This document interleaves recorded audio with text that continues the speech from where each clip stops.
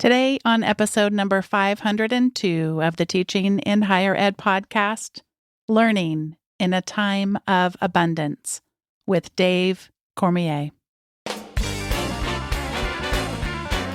Welcome to this episode of Teaching in Higher Ed. I'm Bonnie Stahoviak, and this is the space where we explore the art and science of being more effective at facilitating learning. We also share ways to improve our productivity approaches so we can have more peace in our lives and be even more present for our students.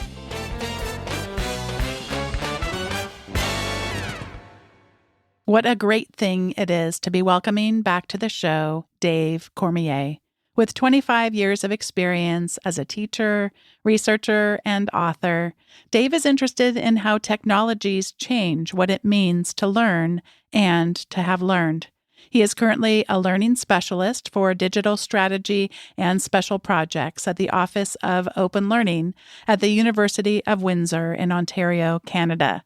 His new book, which we'll be talking about throughout today's episode, Learning in a Time of Abundance, The Community is the Curriculum, is available through Johns Hopkins University Press. Dave, welcome back to Teaching in Higher Ed. Thanks, Bonnie. You dedicate this book to your mom, and you write about how she still teaches you about uncertainty. Would you share a little bit about how and what she's taught you about that? For sure. My mom was my hockey coach, my baseball coach when I was a kid.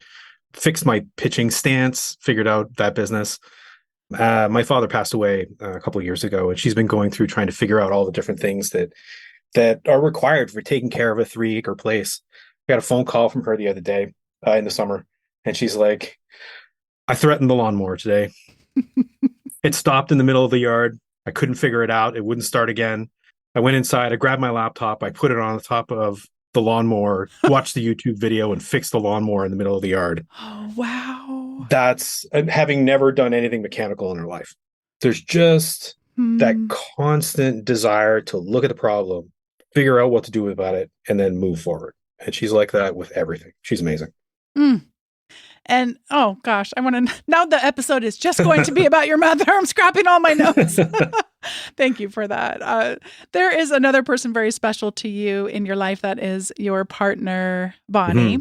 I like to joke with you that I am your second favorite Bonnie, but your first favorite Bonnie because I have a different spelling than she has. But there is a special artifact that you have in your household. Tell us about Bonnie's grandma's recipe book and what that tells us about where we find ourselves living today. Well, it's funny. The recipe book it's one of those things that when we first got together, it comes out eventually. You know, you have these artifacts that you have through your life and you look at them. It's got the handwriting of somebody from 40, 50, 60, 70 years ago. She was in her 90s when she passed away. It's probably 20 years ago now. And it has these recipe books. And so pineapple cream is one of the recipes we go back to every Christmas. And it is basically what I just said. It's pineapples and cream, and it is delicious. But it's the ways that we used to learn how to cook. They were the artifacts of the way a family cooked, or the things that reminded you of home, reminded you of childhood. And those are really important markers. But there are things that we're losing, right? As we now can have 1,000 ways of making pineapple cream, not in this house, but other people could, right? And recipes expand, and our palates expand, and we have all of these choices of what we can do. And that choice, that abundance, is amazing, right? That you have all these choices you could do, but it's also kind of frightening, and it's also kind of constraining, and it's also, I think, anxiety producing for people. And I think it's one of those places where the ways that our lives have changed through the technology that are available and all the information we have access really come into focus, because eating is such a core part of what all of us do. And rather than let's make the thing we made last time, for some people, it's the pressure to be creative, right? That comes from all this abundance. For some people, it's the pressure to make a choice. You know, we looked at 27 chicken recipes the other night, lemon chicken recipes the other night. And then instead of going, let's take that one lemon chicken recipe from the recipe book that's on the shelf, it becomes a giant family discussion. The same way that I dare any of you to sit down with more than 3 people and choose a show from Netflix, right? It's a gigantic negotiation process. And I think because of this, our decision-making practices need to be super different than they used to be. And the way that we learn how to do stuff is fundamentally different. We have access, but now we have so much choice. And that choice, we think of choice as good, but choice can be, one of the most difficult things to handle. And frankly, we're just not trained to handle it. I want to warn listeners, if you've not met Dave before or read his book yet, he sounds like just such a warm-hearted guy, full of these warm stories. I need to warn readers, he also tells us that ketchup is evil. That is actually what is written in the pages of this book. Tool of the devil, I tell you. I mean, you and I can agree to disagree, as they say in the discourse, but I actually have different varieties of French fries that require different condiments. There are mustard fries. There are ketchup fries.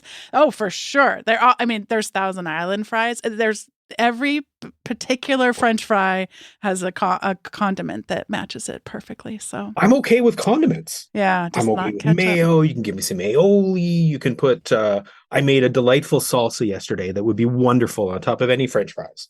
Just don't give me your ketchup. You can keep it. Well, one of our two children would agree with this. Okay. So I need to admit something. I admit a lot on this show. I get so confused when we talk about 21st centuries because it always seems like that should be the one that we've already had. So if anybody else gets confused, you talk about 3 underused 21st century literacies, and you are talking about the century we are in, even though is it just me? Is it seems kind of confusing every time? It's like daylight savings time for those who quote unquote celebrate it. I'm counting on my fingers. Are we moving forward? We're going back. Is this a good thing or a bad thing? So yes, we are talking about 3 literacies important for us today. Yeah. I'm going to read from your book and then invite you to share about a Saturday Night Live skit in reference to that. So you say, we need to be suspicious. This is, by the way, about the first, I should say what it is. The first literacy, humility. And you write, we need to be suspicious of anyone who is providing 100% certainty on any complex issue. Tell us now, and I'll put a link in the show notes so people can watch it for themselves. Tell us about this Saturday Night Live skit called Should I Chime In on This? Yeah, it's one of my favorites. So it's Keenan who is hosting, for those of you who are SNL fans, and it's basically Jeopardy. So there are 3 contestants, just like Jeopardy, and it's kind of set up that way. And in order to win on this version of Jeopardy, all you have to say is, I'm not going to chime in on that, meaning it's none of my business. I don't know anything about this. And inevitably, so there's 3 people lined up and they ask them questions that are controversial, that are about social issues or about war in some foreign country or what we should be doing with some refugee issue. And inevitably, everybody has to chime in and then they lose. All they have to do is say no. But they simply cannot do it. And the last guy, he's being played, for a Canadian at least, he's being played as some hipster from New York. And the question is about some woman's issue that he clearly has no business making an opinion on. He goes, I would never have an opinion on that issue. But if I did, what I would say is, and then he loses the game as well. And it's this, I think, sense that we have, and I think it comes out of the way we've been taught and the way we look at learning, that somehow when someone asks us a question, in order for us to do our job in the social interaction we're in, we need to answer that question. Not suggest that we might have no idea what you're talking about, not hedge our bets or sort of suggest that, that's a complex issue but answer it, right? That's somehow a right answer to every question. And I really do think the education system has brought us there. I understand why. We used to live in this place where we had to remember stuff. We live in a scarce environment where the information that we learned at school was something we had to keep precious to us because we had no other way of getting it. But now we're using that approach to handle a whole bunch of stuff we have no business being involved in. Anyway, that SNL episode is perfect for it. It's so good. It's so good. I loved that as I was reading the book, I would get to go kind of not check the references, but literally check out the references because there are so much good things in there. So another related one, as we walk through and use the literacy of humility, we also need to be thinking about trust Mhm. and where we place it differently than perhaps how many of us grew up. Would you speak to us about informed trust? Sure. So I teach Bachelor of Education students right now at the university. And one of the things we talk about is bias. And all of my students believe that any article that's in a journal is unbiased because it's a research article. And somehow you can trust it because it's been published. Right. And so one of the things that I do is I get them to search up learning styles. And I get them to search, how can I use learning styles in my classroom? And they find a bunch of articles and they cite them and we talk about them, whatever else. And I go, okay, I want you to go back. I want you to do the same search, but I want you to include the word hate in front of learning styles and see what happens. They get a whole other suite of articles that claim that learning styles have no basic and scientific fact. And they're like, but those other journal articles just said that it was true. And then, like, right, because it's not about it being true or false. And all of you listening probably have beliefs about whether it is or not, but that's not the point.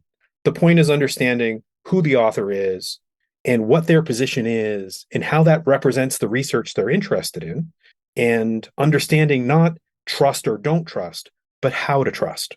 So once I know who Daniel Willingham is, for those of you who are familiar, I know that he really, really cares about memory. I'm not a big fan of his work, so I know where it fits and I know how to trust the things that he's written. Right. And I think that's how we need to approach everything, whether it's how we handle fossil fuels in our culture. It's not about it being right or wrong. It's about understanding where people are from.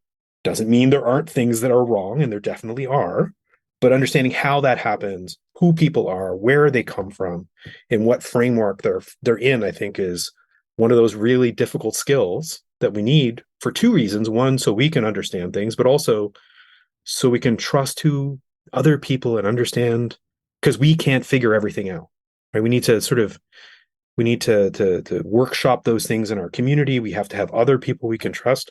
I happen to trust scientists, and from a certain perspective, depending on who they are, like I need to know where they're from, but they're the experts and they're able to do the work, and I'm willing to trust them with that.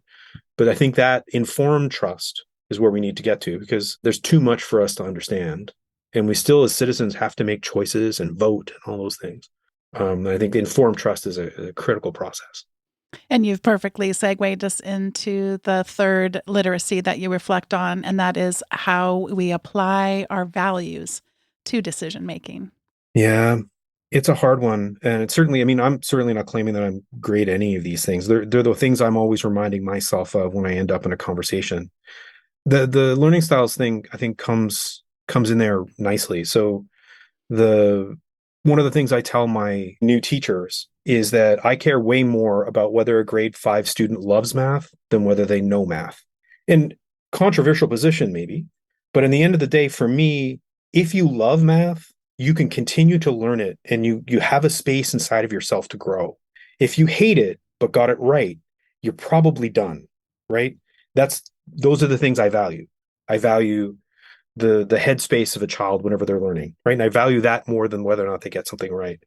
And I think when we look at those values, and as we learn, as we teach, as we try to figure things out, as we decide whether or not our child needs a cupcake, it allows us to make good decisions, right? Not all the time, not in every space, but I think particularly when we're confronted with stuff we're unfamiliar with, stuff that makes us uncomfortable, that going back to what my core values are, how I decide, can make our decisions more reflective of what we care about. And I mean, it sounds trite when I say it out loud, but so much of what happened before had our values baked in, right? So if you only have a small number of choices, your values are kind of baked into those choices, and you don't need to decide about them because you're kind of following along with the group that's yours, right? Whereas now, because we have access to everything and everyone, or those of us who have access to the internet do, it means that we have to activate those values a little more, think about what they actually are, and think about how they apply to the decisions we make. The three different kinds of literacies you just helped us learn a little bit about: humility, informed trust, and applying our values to decision making. you suggest that we might start to or continue to use various practices. The first of Yeah. which is that we build new fact habits, and you draw on the work from Mike Caulfield. I just want to let people listening know that I'll put a link in the show note to Mike's episode where he goes in a lot more detail about that. But I'd love to have you share just a little bit about the role that you see emotions playing as we think about building these new fact habits. And because you had your own Yeah. unique, obviously we all think about the ways in which emotions affect us as we're going through. Would you share a little bit about that? Yeah. So Mike Caulfield's work is great and has been great for a long time. His new book's out. You should get it. The One of the big insights for me in reading his stuff was when he talks about the one sort of perspective you need to take up, which is every time you have an emotional feeling about something, when you respond emotionally, particularly to a fact or to like a way that something is framed, that's the point that you have to stop. That's the point where you need to stop and ask yourself, do I know enough about this to know whether or not this makes sense? And there's your humility. Is this somebody that I should be trusting? Is this the perspective that this person comes from? Like, is there even, do I even know who said this? Right? Do I know how to trust it? And then does it actually reflect my values? Does it reinforce something about myself that I'd rather not have to think about? Or does it actually reflect who I want to be as a person? And I think that response to emotion, particularly when we're dealing with stuff that comes up on the internet, stuff that comes in at random, stuff that comes in when you're not expecting it. And again, Mike's work for that is really, really good. Your next bit of advice, a practice we could adopt, is to leave breadcrumbs. And you suggest that we don't only leave breadcrumbs in a formal sense, the way we might in an academic context, but even in casual conversation. Share an anecdote about what that might sound like and look like. Yeah, sure. It's funny. I got into a disagreement with a longstanding friend of mine last night on Facebook about this very issue. We should be like this, and it's a quote out of a book that a picture was taken of it and posted. And I'm like, just tell me what the book is. Just let me know where that quote comes from so I can follow it back. And just like you did, where you're able to follow back on the Saturday Night Live skit, that ability to know where a thing comes from and that habit of doing it, and also just the respect to the next person that you're not just saying this thing is true or this thing is the right way of looking at something, but rather this is what this person has said about it. And I happen to agree with it. Right. And I think, Facebook is an obvious location for that. But anyway, we do that, I think that habit, the more we do it, the more we say, I have this perspective and I saw it at a conference and this person said it. Just that habit of coming forward, leaving the breadcrumbs behind, making it clear so that the artifact of that conversation, the next time somebody sees it, they can also do that. Right. I just think it makes the web a better place. And I think better for discussions as well, because it's less, the more we're discussing the idea and the less we're arguing with each other, the better everything's going to be. In this next practice, you tell us, you're really with the controversy in this book. You tell us we need to learn to cheat honestly. And I'm quoting here, no, really, I want you to cheat. And you talk about borrowing our understandings from one another. And before I ask you to reflect a little bit about this, I need to share with listeners about an exchange that I had with your partner, Bonnie. I first had to see if you all were familiar. There's a few memes going around that apparently men in our society really, really, really like to talk about the Roman Empire, which made me laugh so hard. Turns out that the Dave that I'm married to, not the Dave that I'm talking to, is one of the few men who doesn't think about the Roman Empire. But I'm just setting this up for you. I am now going to give you full space to talk about the Roman Empire, which according to Bonnie, you're going to want to do anyway, or otherwise tell us about the customs for young Roman men and their educational system at that time. Wow, I did talk about the Roman Republic, and I did put that in the book too, didn't I? Yes. How did they used to learn? What was their educational system like? Yeah, no, so this is for rich people, obviously. It's interesting because there's a couple of stories that we do have of people going all the way to a separate island and learning from one person and 2-week journeys and whatever else. So there's formal training out there and there are schools and stuff, but the real learning happened as a mentorship model, often with an older gentleman who would bring you to the forum and walk you through the customs and show you how to do the interactions. And you learn less by being told what to do, but more the way that doctors learn, frankly, whenever they're inside of hospitals, they learn with the senior doctor, right? And that way of becoming, that way of coming to know, that way of copying, that way of becoming part of the community, right? The community of Romans standing around the forum is the curriculum you need to learn, right? How to be a member of that community is the goal of the learning process. And it's the same with medicine, right? The reason why doctors are actually they're doctors by the time they do this, go into hospitals and work with senior doctors is to learn how to be like that community. You're studying interactions, the way that people talk, the way that people, I talked to, I used to run a med school for a short period of time. And I asked a bunch of doctors whether or not, if they had a superpower, whether they would want to know everything or whether or not they would want to be able to convince their patients of anything. Universally, with the exception of the surgeons who don't talk to their patients, it would be convince their patients of things, right? And that learning how to convince your patients of things, for instance, is one of those things that doctors need to learn how to do. And they learn it by being part of that community, right? And I think for me, that's why I say the community is the curriculum, right? Becoming part of that community. And it's something we cheat. We steal it all the time. We're taking stuff from other people. That's what we're doing.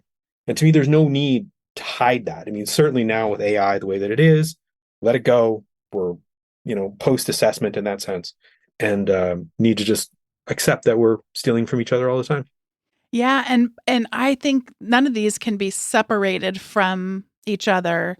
So I'm going to skip though down one to have you share a little bit about learning to see who's left behind. I see where when we do this well, it really works. When we do it as a common good, the community, not me, espousing all and asking you as a learner to model yourself after me, but us learning to do this together. And so, yeah, because sometimes what I see makes me bristle a little bit because it really becomes take on the way we dress, the way we act, the way we write, the way we think, without really valuing all of that community, which I know you certainly do. But so talk about learning to see who's left behind. I mean, the more effective, the faster, the more powerful, the more egregious the harm to the people who don't have access, right? So on the surface of this, if you don't have access to the abundance, to the internet, to the way of reading, if the language that you happen to speak is not well represented, it's all kinds of ways that people simply can't participate, and I think they fall behind quicker. I think more subtly, one of the first times I came across it was working for the government of Prince Edward Island, and we were talking about that's a province in Canada, very small province for those of you who don't know. We were talking about digital first architecture for health services. And it's great if you have digital. But if you're somebody who doesn't have access for one reason or another, whether it's an ability issue or a desire issue, or it could be a religious issue, whatever it happens to be, if you cannot easily use the services through a computer, you simply cannot use the service, right? If you walk into a government office and try to find a human who is going to be able to do that service once you've gone digital first, what happens is the few people who are available in government offices are generalists. So they don't know each individual service as they would have before we went digital. They have a vague understanding. They might search through the internet with you, but if you've already had that problem, that's not necessarily going to help. And I think it's another one of those people get left behind, right? So because we're all using these digital services, it seems great, but there are more and more people who get hived off who don't have access. And I think learning to understand that there are the major places where people are involved, like they don't have an internet connection, but there's also all these other ways that as we change, we need to ask ourselves, okay, so we've done this and it helps us over here, but who have we necessarily excluded by making this choice? And I think it's just a habit we need to get into. I'll tell one more story, actually, if you don't mind. No, please. It's something that I used to do presentations for residence assistants. They're the people who are in charge of residences on campus. And I used to talk to them about posting party pictures on Facebook and telling them that they're leaders of everybody on their group. And anytime they have a party that includes some of those people and they post it publicly, you've automatically excluded all those other people. And part of leadership is understanding how the choices that you make leave other people out, right? Because you're automatically associated with a group. And so when you choose to take a subsection of that group, and then choose to advertise it, right? And once you say it out loud, you're like, oh yeah, no, that'd be terrible. I'd never do that. But it's a pretty consistent thing that people do all the time, right? And I think so. There's those social ways we leave people behind too, that because we have all of this connection and abundance, doesn't occur to us, but it's another one of those muscles that we have to work on. You shared earlier about your father a bit, and I want to read from your book a little story about him. You write, "What is the common sense of learning for the 21st century? It's a truism to say that common sense isn't that common anymore. At least it was a truism when I was on the phone with my father. My father would suggest that people don't have the sense that they used to have. I think the challenge might be that we have lost our common more than we've lost our sense." Share more about the loss of the common, Dave. Mm-hmm. So my father grew up in a very small town, 350 people over a 20-kilometer stretch in northern New Brunswick. Would have learned to hunt when he was 5 or 6, and et cetera, ran a farm and could do everything on that farm, one end to the other. And I think to some degree, he was talking about knowing the answers to the questions, how to fix a tire, how to skin a deer, whatever it happened to be. People had the answers to the questions in front of them. And I think to some degree, that's because the people in your community, whenever it's that tight, all have the same problems, right? So you have the problems in common, the solutions are available and known. And so to have common sense is to know the available decisions, right? And when you open that up, whenever you when you multiply the possibilities, suddenly the answers aren't there in the same senses. And then you start to understand that a lot of these things aren't really answers, they're approaches, right? So not even decisions you make because they're right, they're decisions you make because everybody makes the same decision.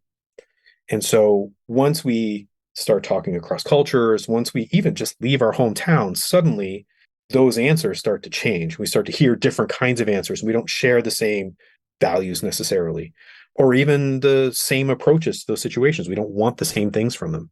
And so when we go about making decisions, a lot of our approaches to that in groups is to try to find the right answer, try to find the accepted way to do something. And we simply don't have those things in common.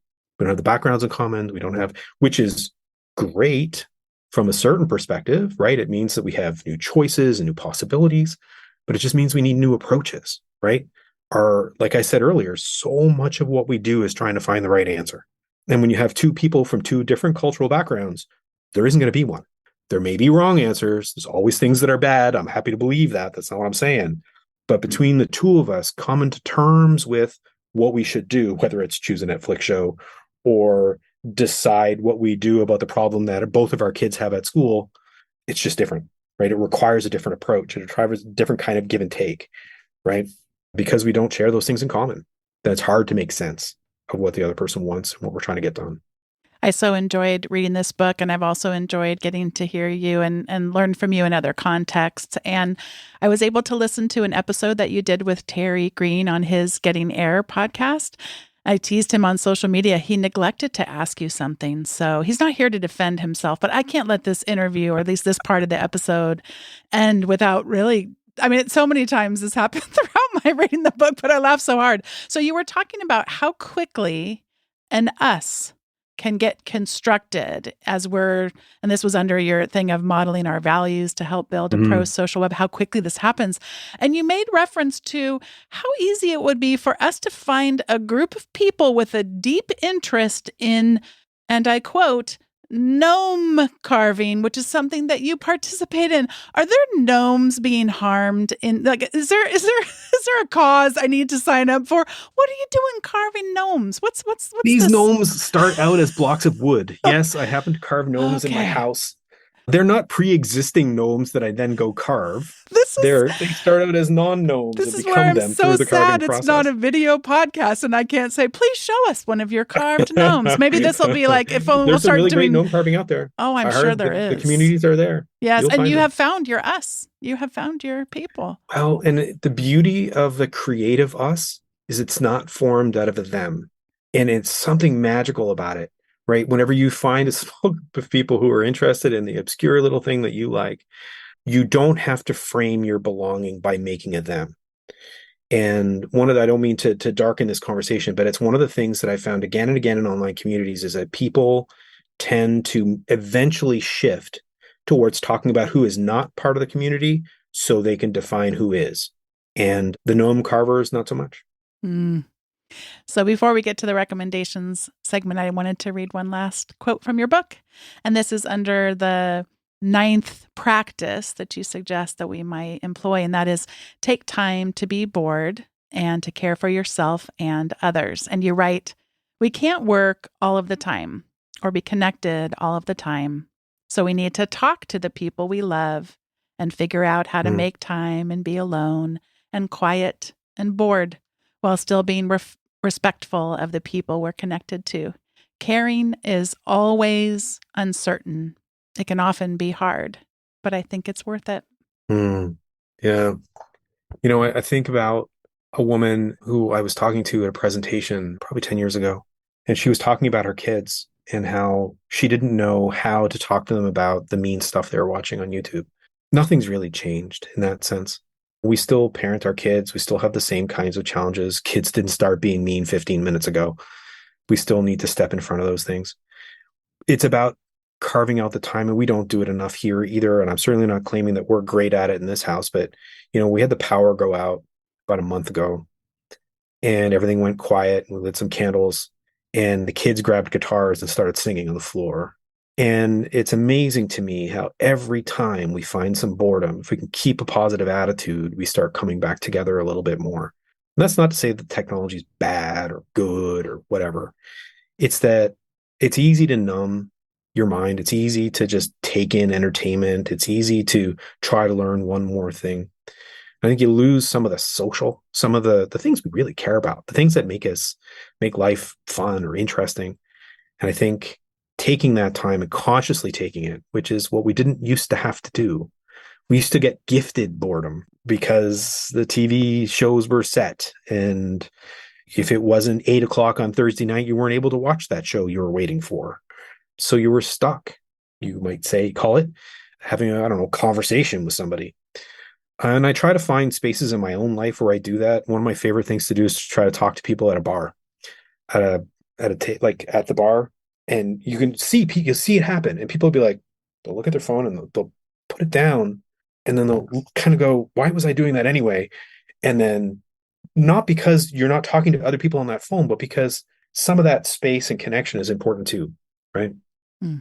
Thank you so much. This is the time in the show where we each get to share our recommendations. And the first thing I'd like to recommend is a book called Learning in a Time of Abundance. Happen to be speaking to the author right now. I shared this with Dave before we started recording. I cannot think of another book in this whole universe of types of books that I might read to interview people for this podcast that made me laugh ever, but especially not laugh repeatedly, but yet also make me think so critically about my own practices, about my own values and the ways in which I show up. I love the range of emotions I was able to experience as I was reading.